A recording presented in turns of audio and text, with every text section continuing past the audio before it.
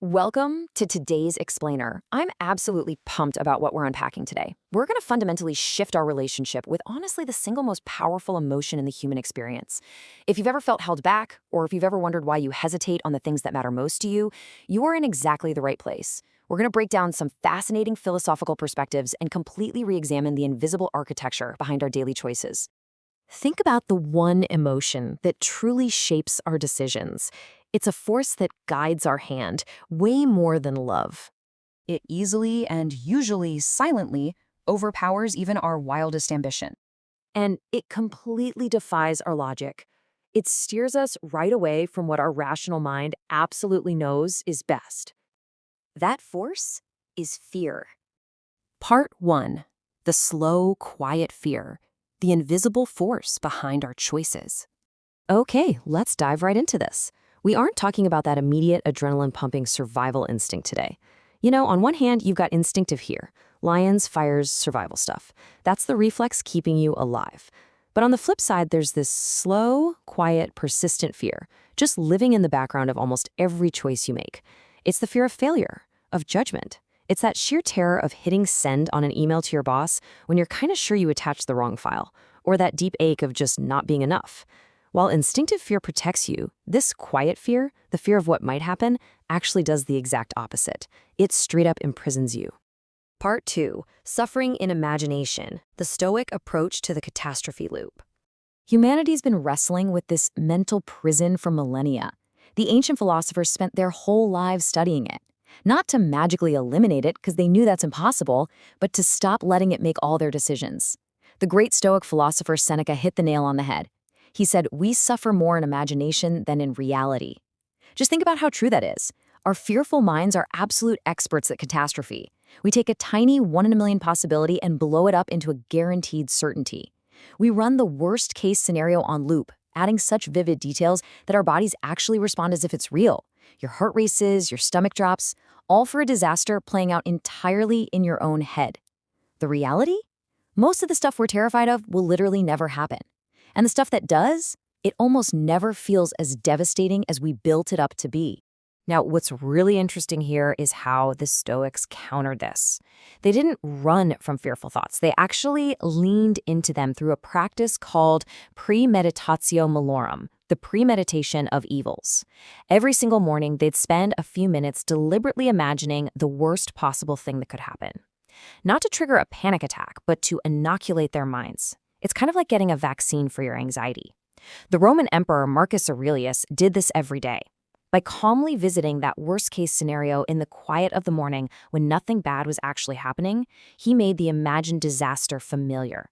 He completely drained its power, realizing that dreading a loss is often way more destructive than the loss itself. Part 3. The material of courage.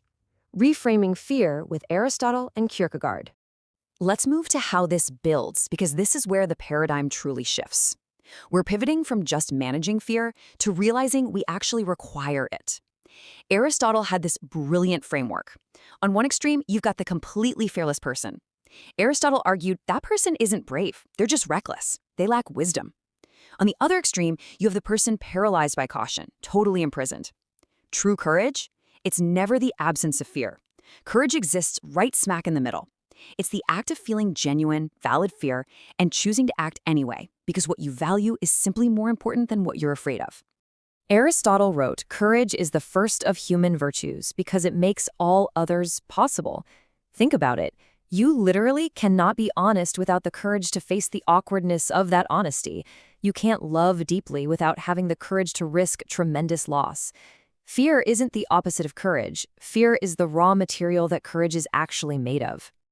Building right on top of that, the Danish philosopher Søren Kierkegaard brought in this intense realization. He said, "Anxiety is the dizziness of freedom." When you're stressing over a massive life decision like who to be or what path to take, it's not because your options are bad. It's because they're real. You are genuinely free, and that means your choices actually matter. That kind of freedom is terrifying because you and only you are completely responsible for the shape of your existence. You can't just blame fate. That anxiety you're feeling, it's just the price of admission for your freedom. Part 4. The map of values. The Buddha's precise analysis of attachment. If we look east, the Buddha offered what might be the most precise analysis of fear ever articulated. He taught that at its core, every single fear comes down to one thing: attachment. You fear loss only because you love. You fear failure only because you have ambition. Fear is actually this incredible map, pointing directly to everything you deeply value. But, and this brilliantly illustrates the point, the Buddha made a crucial distinction between caring and clinging. You should absolutely love, value, and commit to things. That's caring. You hold those things lightly. But fear takes over when you shift into clinging, that white-knuckled grip where you hold on like it's the only thing keeping you breathing. The fear lives in that tight grip, not in the love itself. Part 5. The mask we wear, the fear of being truly seen. Now, there's a very specific fear most of us carry, but we almost never talk about it directly. It's the quietest, but honestly, maybe the most devastating fear of all: the terror of being truly seen.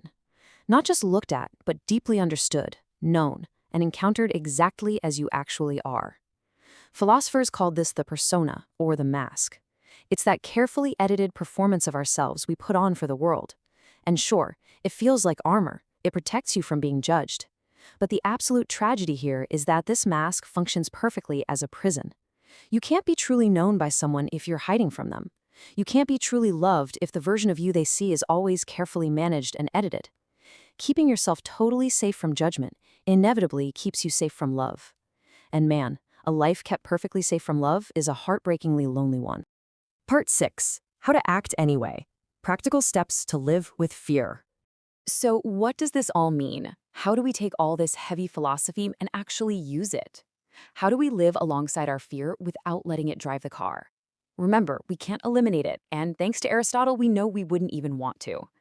Here's how you act, anyway, in 3 practical steps. Step 1. Name it.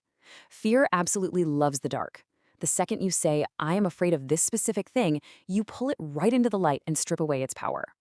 Step 2. Examine it. Just like Seneca told us. Is it real? Is it happening now? Or is it a future that doesn't even exist yet? If the absolute worst case happened, could you survive it? The answer is almost always yes. And step 3. Act anyway. Not without the fear, but with it. Carry it right along with you. So, the crucial point is this.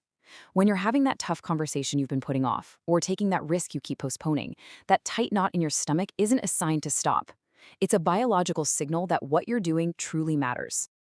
I want to leave you with a quick reflection today. Think of that one real thing you aren't doing because you're afraid. Not the small stuff, the big conversation, the major career pivot, that step you keep almost taking and then pulling back from. Name it to yourself right now. Got it? Okay, now ask yourself, what are you actually protecting by not doing this? And is that protection really worth the cost? Because the true cost of letting fear win isn't a single moment of safety. The true cost is a life lived so much smaller than it ever needed to be. And you deserve so much more than that. Thanks for joining me on this explainer, and I'll catch you next time.